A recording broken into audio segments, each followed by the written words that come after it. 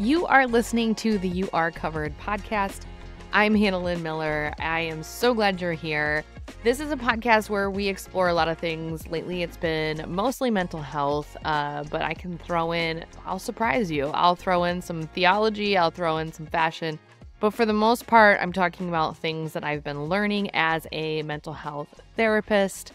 I have more than 7 years of radio broadcasting experience, and I have been able to turn a podcast platform into a way for me to process what I'm learning, but also be able to help you with your mental health and figuring out how does that fit in with your faith, with your life journey, with your story. And so something that I've been able to do in the recent years, it's been so fun and I've really enjoyed. I haven't done as much of this as I've liked to. I know every time I say that I want to be a marriage counselor or I want to take on more couples in my sessions and having more couples work, I know that a lot of times more established therapists will say, okay, like, are you sure? Because it can be a lot of work in the sense of it can be hard because marriage is hard, relationships are hard. And so you've got two people to balance in session. But I've really enjoyed the couples work that I've been doing in the last it's a year of being fully licensed, 2 years of being able to have practice as a therapist, practicing as a therapist. And during that time, I am supervised. I'll probably be supervised for 2 more years, which is exciting. It's been really good. I've grown a ton. And so one thing that I wanted to share with you is a few things that I've learned from emotionally focused therapy. And I always want to make sure emotionally focused therapy. I always want to make sure I get that right so that when you're Googling it or looking up, oh, what is that? That you'll get the right information. But I've got the certificate to say that I finished the training, and it's been actually really helpful. I think if you have, read any books or done any, been interested in working on your marriage or your relationship or your relationship with your partner, you might have looked into Gottman and Gottman's training of thought. They have a really great online presence, which is amazing. And they also will give some training. And I really enjoyed their training or their help as well. And so I haven't been officially trained or taken a course by them, but there's a lot of resources that they do offer digitally. So the reason why I wanted to bring that up is because emotionally focused therapy, just to give like a little bit of an introduction, is very different, but they pair really well together. I think that Gottman is very practical. It's very much like, do these 5 things and this will help your marriage. Or, look at yourself, look at your partner in the eyes for a certain amount of time. Or I just watched a reel on I don't know what his first name is, and I don't know if he's a doctor, but I'm pretty sure Dr. Gottman. He was talking about how you should kiss and hold for 7 seconds because that's when you have the most dopamine release in your brain. And I love that. I think that's so interesting. Those are super practical things. Emotionally focused therapy is a little bit more theory. So when you go into a session with a marriage and family counselor or therapist who's been trained in EFT, they are going to slow down your process a little bit. And we're going to focus more on feelings. That's why, it's called emotionally focused therapy. And it can be uncomfortable. It can be more difficult to do that kind of work. And also, I do think that it's something that works really well in the sessions. So going to marriage counseling is important. So having that counselor to be there and say, hey, like these are some things that I'm seeing in your conflict, and that's what we're going to work on in session today. And so it's kind of hard to explain the process over a podcast, but I would love to just introduce it to you just in case, you think, oh, that's something that I might need or that my relationship could really benefit from. And I would love to find a therapist who has taken that training, or you could click on my link and always book a session if you are in Illinois and you're not a mom or a cousin. We can definitely make that happen because I am a licensed therapist in Illinois. And so that's kind of my goal for today's podcast. And I just wanted to introduce the episode diving right in. This might be shorter and more to the point in this episode, but I think that's good because it is a theory. And so explaining and teaching therapeutic principles over a podcast is great, but also I want you to be able to realize I don't want it to go over your head, if that makes sense. Like it can get really like I even felt that way in the training. I was tired. I was like, oh, this is tiring. I think the training was at DePaul. It was 4 days straight. It was wild. It was the first time that I was not with my daughter. And it went better than I thought it would be. It came at a perfect time where she was not needing breast milk totally. And so breastfeeding had to be paused for a little bit. So that was interesting, but I think it was worth it. And I'm going to forever take away from what I learned those 4 days. And I would love to explore that with you. Okay, so a few things that I found really good to know about EFT is that it's attachment based. So what that means is it's looking at how you attach to relationships. It talks about kind of like that theory of some individuals tend to be more anxious and some tend to be more avoidant. And the goal is to have a secure attachment style, right? And you can see in EFT, they focus a lot on seeing who is the pursuer in the relationship and who is the withdrawer. When I work with couples, it's sometimes hard to see right away, but an easy way that I can describe it, and I don't know if this is how somebody who is teaching EFT would describe it, but this was kind of the gist that I got. And an easy way for me to remember is that the pursuer is always feeling like they are too much for their partner. So they feel like their needs are too much. So they want more connection, or they want more time, or they want, more intimacy. And the withdrawer is, for whatever reason, not wanting to give that amount, or they don't want to connect in that way, and they're withdrawing. And so a lot of times the reason why the withdrawer in a relationship feels that way, it's because they are feeling like they are not enough. So why even try? So I don't know if that's helpful.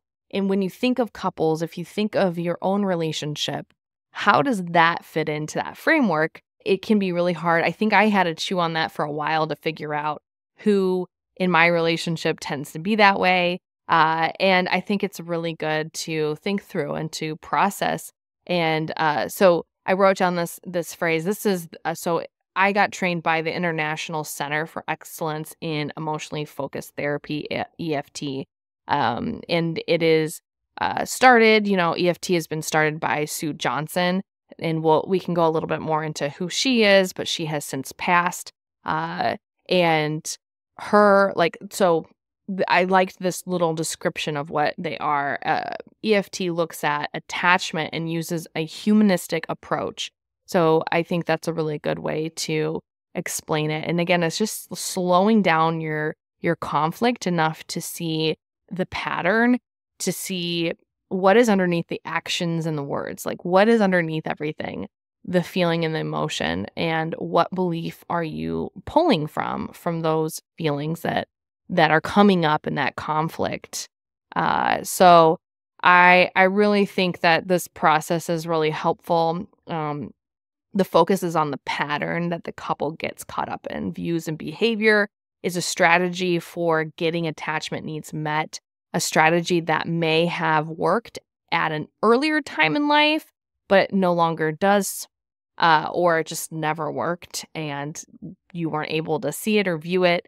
The goal is the creation of a new secure pattern in which the answer to the question, "Are you there for me?" is absolutely yes, I am there for you. Because I always say this with couples, it's like you want that person, that's your person. You want them to be your, like, you're thinking, you're talking to them, um, you're wanting them to be your safe space for whatever you're going through, whatever hardships, and vice versa. And that's what a relationship should be, like a positive one. EFT is understanding the rigid pattern of negative interactions. It's a roadmap that shows the steps the couples take with therapists as the guide.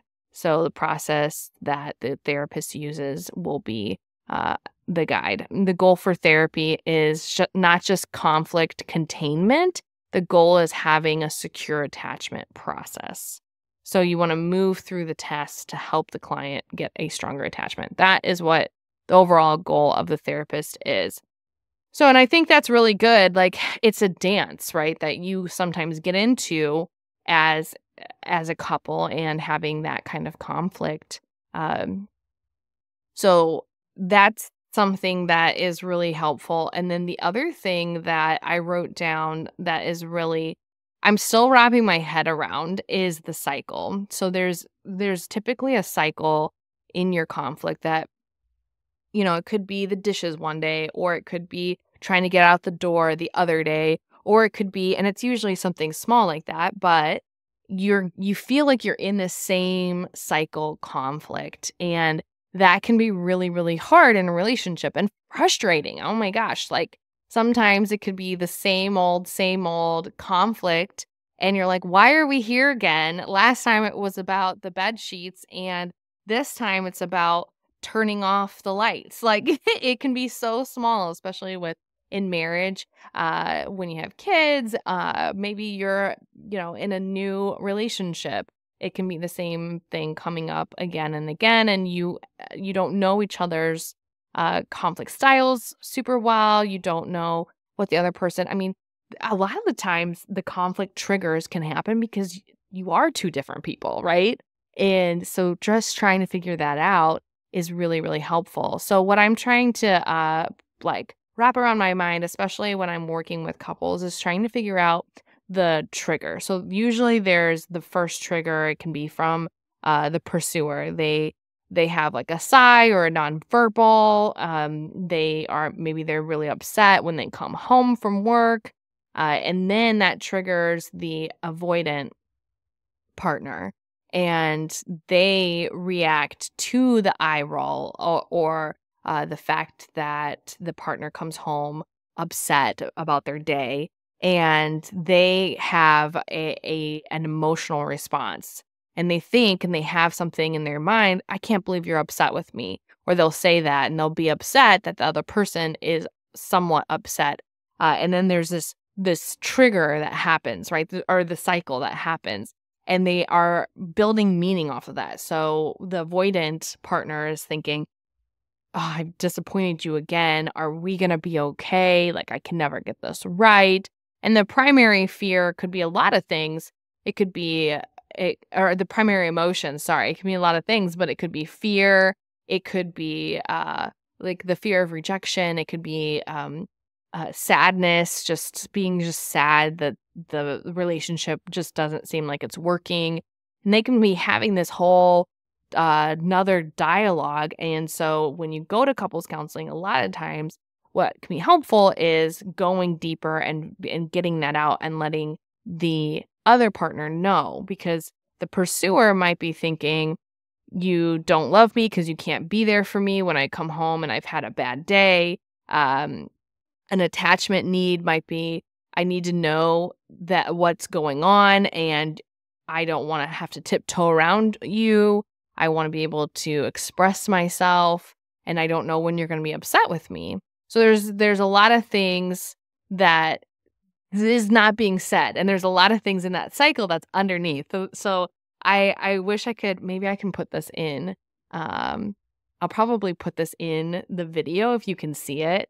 And I also have this up on the blog. If you can find the blog that talks about how to stop the conflict cycle on HannahLynnMiller.com. I'll also put that in the description of this podcast, and you can read more on like things that I have learned. It's a little bit of a flyby, but again, the best way to learn about EFT is to go to counseling with you and your partner. But these are just things to think about. I think the really quick flyby is to think about which partner is which. Are you the pursuer or the withdrawer? Where are you at? And to recognize those triggers. What are the triggers that happen over and over again in your conflict? Because it can be a loop. So the first thing is to recognize your trigger. This is something that your partner does or says that creates a response from you. Secondly, recognize the meaning that you're giving to your partner's behavior. He doesn't care about me because he didn't call me when he arrived or when he was coming home late. Thirdly, pinpoint the emotion or feeling behind the meaning. I feel unloved when, fill in the blank, or my need of communication is too much for my partner. Okay. Each person in the relationship has a pattern and is typically creating a loop of conflict. For instance, if you are responding with anger to your partner, that may be their trigger. They might label the trigger with a meaning like, I never do enough for her, or he will never be happy. This may send your partner into feeling like he or she is not good enough or having a feeling of shame. And on the cycle goes. The best way to get out of a cycle is to process this with a third-party person, a therapist. Another way to do this is to use attachment language to connect again with your partner. Try to figure out if you're either feeling like you're not enough or you're too much. That's the feeling behind it. It doesn't mean that you are, right? If you are the pursuer, try to use language to tell your partner, the withdrawer, that he or she is enough for you and that you really want to connect with them more, vice versa. So if you are the withdrawer, just say that you're feeling like you're not enough. Like communicate that. Say that out loud to your partner who is the pursuer and say, that's how it makes me feel when you come home and you're always upset. I feel like I'm not enough and what I do is not enough. And then you guys can have a conversation with it.